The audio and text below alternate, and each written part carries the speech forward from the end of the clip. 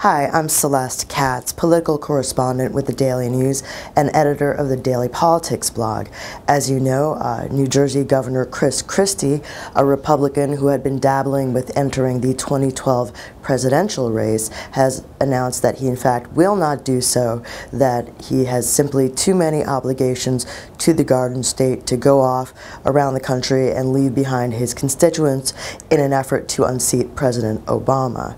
Now, Christie has become something of a rising star in the Republican Party, and a number of people had really appealed to him to get into the race, partly because they just like his brash, straightforward style, or, as they see it, but also because there were a lot of people that in the current Republican field that they didn't find very exciting. Mitt Romney, Rick Perry certainly has had a few problems with some of his issues on immigration and health care as governor of Texas.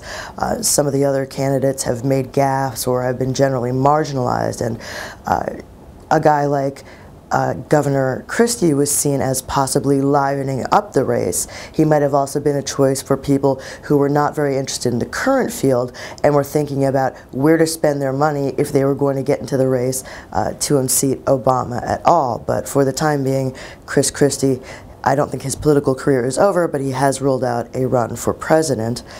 Another reason to believe that Christie's political life has not come to an end was, how obvious it was that he really enjoyed giving this press conference about the fact that he's not running for president. I mean, he is a man who enjoys the limelight. He likes to make jokes. He likes to take on the press. This is something that he really enjoys. I don't think that he's going to be, curled up in the corner of some library somewhere for the next 20 years. I think that we'll see a lot more of him, and part of that is because he just has a natural passion for the world of politics.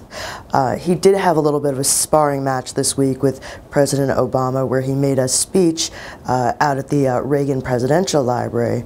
They took some pretty hard shots at the president. The president came back in a televised interview and said, well, this is obviously red meat stuff that people are going to say in a GOP primary, and it's to be expected. So we did have a little taste of what the race would have been like, but for now, you just have your standard list of candidates, and if there's going to be a late entrant, we are still going to have to wait and find out who it is.